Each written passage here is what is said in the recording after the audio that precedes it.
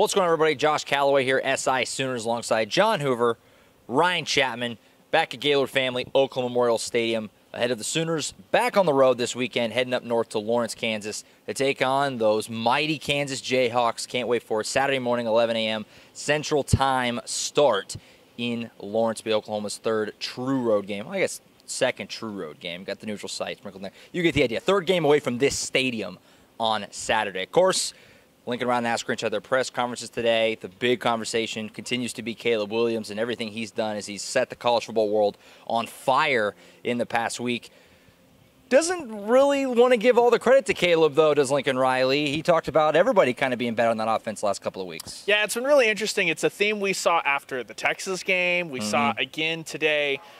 He was asked specifically about Caleb Williams' poise and pocket presence, and Lincoln's first statement was, well, the pockets have been better. It doesn't matter how good you are. If you don't have a pocket, it can't be better. It's just been – that's been Lincoln's MO sort of with Caleb Williams. We can see what he's doing on the field, but it's interesting. I don't know if that's a matter of trying to just challenge a freshman that, like, you've arrived but you haven't done anything yet or anything like that. But Lincoln continues to – he's not saying bad things about Caleb Williams, but it seems like every time he's asked, he takes the moment to ensure that everyone knows there are things that are going wrong, things that need to be worked on. But what he's doing on the field is undeniable. The offense has been better, though. Lincoln's right there. The offensive line's been much better, as well as the run game and the receivers. So it'll be fascinating to see as that goes on if that's something that Lincoln's going to continue to do. Yeah, that's kind of the thing, is he's not wrong necessarily. The offensive line has been better. The receivers have been better. Whether or not that's Caleb Williams just making all that happen is kind of up for everybody to decide. I think that's what most people have decided. But that's kind of, so he's not totally wrong. And also maybe a little bit of trying to soften the blow on Spencer Rattler a tiny bit, not just trying to say, yeah, it was terrible before, and now Caleb Williams has fixed everything. And that's one of the biggest questions moving forward, Hoove, is Spencer Rattler. We've talked about it a lot, but what do you do with this guy? Obviously, this week you expect Oklahoma's going to win big, so you should have the chance to work him back in there. And Lincoln Riley said, I would do that when the situation calls for it. Yeah, when the situation calls for it, you put your backup quarterback in. Your backup quarterback has got not a problem with his ego, but he's got an ego situation where he was previously not just the starter, but the #1 quarterback in the nation, front runner for the Heisman, #1 pick, all this stuff. This isn't your typical backup quarterback situation. So, we've asked the question a million times on the podcast and on my radio show, what do you do? How do you approach? What tact do you take with Spencer Rattler? One of the situations might be you put him in for a tempo series. You bring him in the second quarter with the score 31-0, and you bring him in and you say, run some tempo. And he gets it down the field, and they go score, kick a field goal, get in the end zone, whatever it is.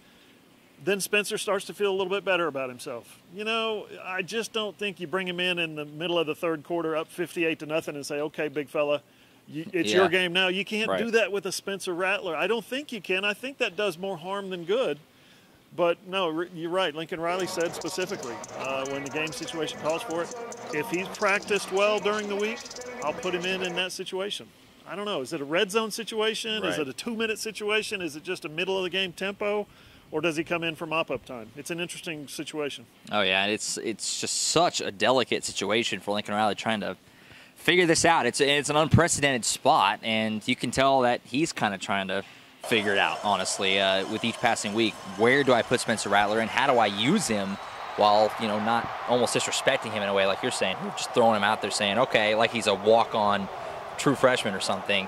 He's a little bit different than your typical backup. Now, obviously, this is week 8 already. The season continues to move right along. Sooners still no buys. This 9-game stretch start the year. Team's getting a little bit banged up. Ryan, this is obviously a week. You're playing Kansas. You got to manage it. You got to rest up. You got to take advantages here when you've played so many games in a row to start the year. Yeah, for sure, Josh. In the Oklahoma secondary, we saw it. We talked about it after the game against TCU. They're the ones that are really taking the brunt of all these injuries. You've got Woody Washington, Delarian Turner-Yell, DJ Graham exited concussion protocol. You've got Jalen Redmond up front, which doesn't help things on the back end. But Lincoln Riley did have an interesting thing to say. A little tidbit that he dropped today is yesterday, being Monday, he did say it was a much easier physical day, doing a lot of more mental stuff, a lot of walkthrough stuff. So OU's cognizant of the injury problem, and they're doing what they can to manage it. Kansas week's probably the best week for that, a built-in bye. There are no Kansases in the NFL. Sorry, Iowa State, you've been replaced by Kansas. But just interesting that that's the tack that Oklahoma's taking, which makes sense considering the opponent. And if the team can handle it, it'll be interesting to see if mentally the guys can handle maybe one less day of a physical, hard-hitting practice and go out there. As Lincoln said, that if you're going to do that on Monday, they've got to be elite Tuesday through Friday. It's been a problem this season before based off what Alex Grinch and Lincoln have said. We'll see if they can manage it this week. Yeah, absolutely. And look, Kansas is not Western Carolina, but they're pretty close. I mean, this is a week to rest up, work other guys in. No need to rush anybody back from injury. No need to overuse anybody. Definitely Lincoln Riley and Oklahoma need to utilize that. Like Ryan was saying, Hoove, the secondary is extremely banged up. We talked about it on Saturday. They had to use, Billy Bowman over there at cornerback and Mukes and Eaton. They got to figure something out to take some of the pressure off these guys. Lincoln Riley and Alex Grinch both talked about that. Yeah, I asked both guys the question, what do you do if your secondary struggling like they are, and if they're young, and if they're inexperienced, and if you've got guys switching positions in the middle of a game to go back to where they were or to try something new because everybody's struggling, is there something you can do to help them? Are there areas of the field that you can look at that can provide support? Do something with the linebackers, do something creative with the front guys, the front four. Maybe you have some kind of combination there. Do you blitz more often? Do you dial up new blitzes or different blitzes? Or do you maybe send some of those young guys on a blitz in the secondary to get them some kind of confidence maybe? Do you twist more? Do you stunt more? Do you stunt less? Do you play more zone? Do you play less zone? More man, less man?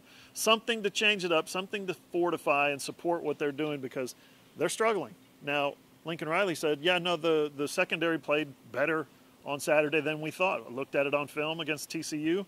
He said the defensive line was the one that was really struggling. And I think in a lot of ways he's right. That left those guys exposed a lot of times without any pressure on Max Duggan, who was a peg leg back there. He had a bum foot. He was questionable before the game. He comes out, and what does he do? He throws for 340 yards, 20 of 30, 17.5 yards of completion. He's not sacked.